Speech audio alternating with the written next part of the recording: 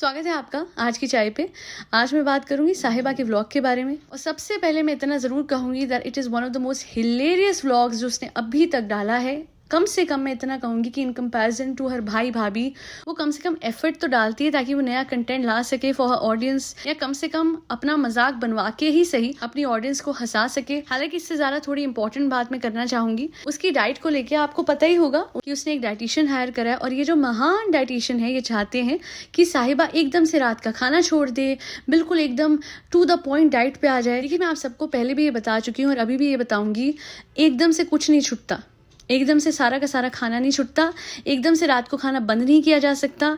The only technique that works is वही वाली slow and steady wins the race, जो कि दूसरे शब्दों में है काइजन। काइजन का मतलब वही जो पहले मैंने बताया था, थोड़ा थोड़ा करके कीजिएगा तो आगे बढ़ पाएंगे। एकदम से सब कुछ करने की कोशिश करेंगे तो सब कुछ छूट जाएगा।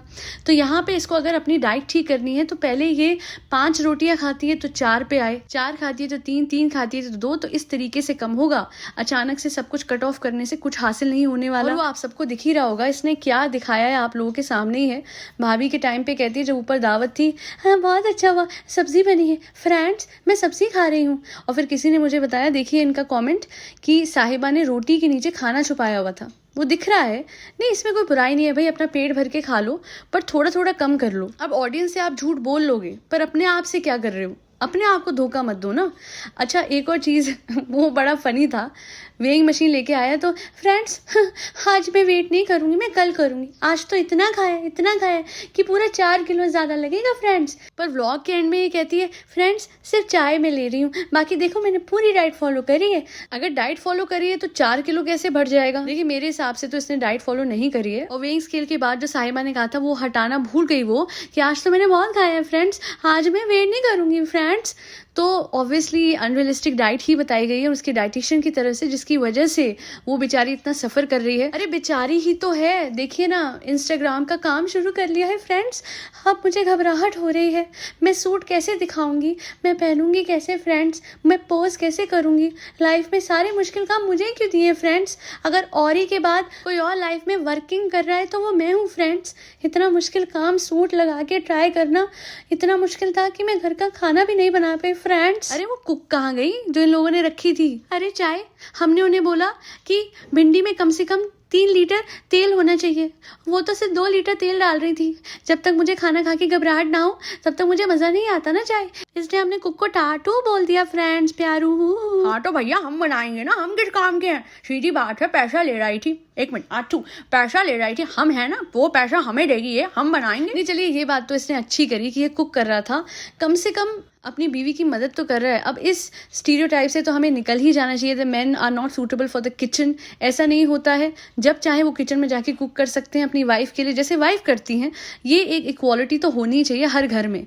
और जनाब को तो चाय बनी बनाई चाहिए, क्योंकि मैडम तुम्हारा जनाब लप्पू है, चाय बनाना भी नहीं आता उसे। नहीं बात सच है, जब जनाब पे काम नहीं था तब जनाब फिर भी किचन में चले जाते थे, बट जैसे जनाब को काम मिला तो ये अपनी वाइफ जो कि फर्स्ट टाइम प्रेग्नेंट थी, जो कि फर्स्ट टाइम मदर बनी है, उनके फुल टाइम प्रेगनेंसी में भी उनसे काम करवाते थे। कम से कम इन चीज़ों में जाहिद किसी भी तरीके की हिचकिचाहट नहीं दिखाता, हेजिटेशन नहीं दिखाता।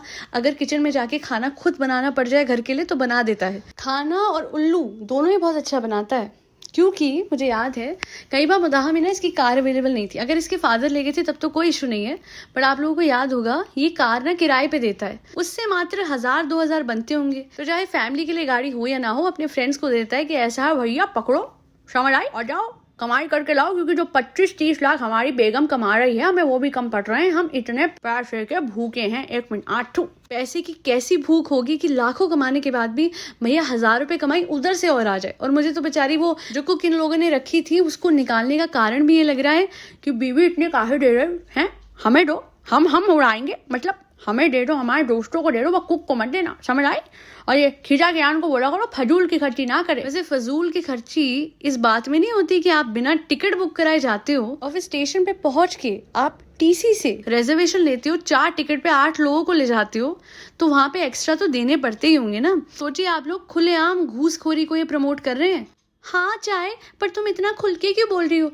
मैं बता देती हूँ वो अलग है, पर तुम उस पर एम्फेसिस मत दो ना। नहीं, मैं उस पर एम्फेसिस नहीं दे रही, पर खुद साहिबा ने बताया था कि कितने सारे लोग थे और सिर्फ 4 सीट थी। सीट की भी चीखें निकल गई होंगी, एक सीट पे 2-2 लोग सोए हैं। अब बताइए, घबराहट क्वीन बिना बात को घबराहट करती है, इतना कॉन्फिडेंस तो आप लोगों में भी नहीं होगा कि फॉर द सेकंड टाइम अपने घर के सारे बड़े बुजुर्गों को लेके ये लोग रेलवे स्टेशन चले हैं, वो भी बिना कंफर्म टिकट के। जबकि एक्चुअली में 2 बच्चे, डॉटर खाला, अम्मी, अम्मा, साहिबा, जाहिद, वो ड्राइवर जो इनके साथ में आए थे, वो सब लोगों को मिला के इतनी सारी टिकट्स चाहिए थी, तकरीबन 9-10, और इन लोगों के पास सिर्फ 4 टिकट थी। बेचारे वो ड्राइवर पता नहीं कहाँ एडजस्ट हुए। वैसे सोचने वाली बात तो ये है कि जिस जाहिद को ऑलमोस्ट हर बार इतने सारे लोगों के लिए भी टिकट मिल जाती है, उसे वो जम्मू के लिए क्यों नहीं मिली? अरे चाहे सारी पोल खोलोगी क्या? देखो भैया, दोस्तों को ले आना था तो हमें टिकट मिल के भी ना मिली। अब ऐसा है, उसके सामने मत बोल देना, वरना पारू पारू क्या करा, पारू पारू कैसे हो तुम, पारू पारू निकलो यहाँ से कर देगी।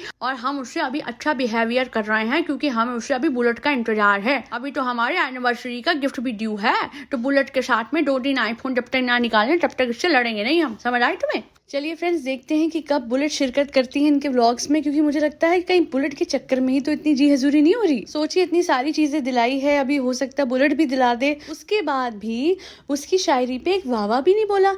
अरे जाहिद, झूठी झूठी ही वाहवाही कर देते, कम से कम साहिबा का दिल ही रख जाते। चले वहाँ नहीं तो यहाँ सही, साहिबा थोड़ा अर्ज करना चाहती है। अर्ज किया है फ्रेंड्स की राइटिंग पे आप सबकी अब साहिबा है जाएगी, वो आप सबसे खाने की सारी फुटेज छुपाएगी, अमरूद और समोसा वो छुप छुप के खाएगी फ्रेंड्स, पर आपको उसकी झलक नहीं दिखलाएगी।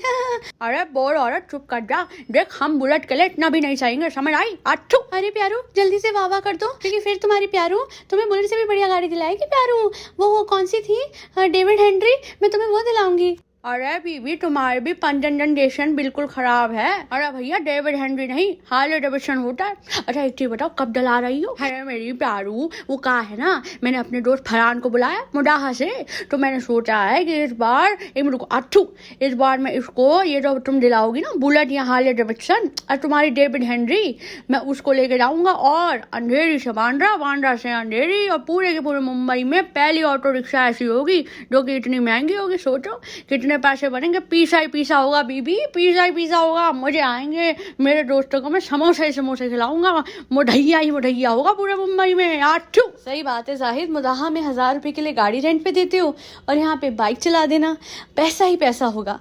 आफ्टर ऑल पैसा ही तो पैसा मैटर करता है। खैर, आज के लिए इतना ही। आई होप आज की पॉडकास्ट आपको पसंद आई हो। इससे पहले वाली पॉडकास्ट में भी कहा है और वापस से कहूंगी, आज 26/11 है, एक ऐसा दिन जब मुंबई में बहुत बड़ा आतंकवादी हमला हुआ था। मैं श्रद्धांजलि देना चाहूंगी उन सभी वीर जवानों को, उन सभी ब्रेव हार्ट्स को जिन्होंने अपनी जान गंवाई थी उस आतंकवादी हमले में अपने देश को बचाते हुए। सल्यूट है आपके जज्बे को, सल्यूट है आपकी हिम्मत को, salute to all the martyrs who lost their life in the attacks that took place on 26/11/2008। वापस कहूंगी, पहले भी कह चुकी हूँ, ये देश हमारा आज टिका हुआ है तो हमारे वीर जवानों की वजह से। जय हिंद, जय भारत।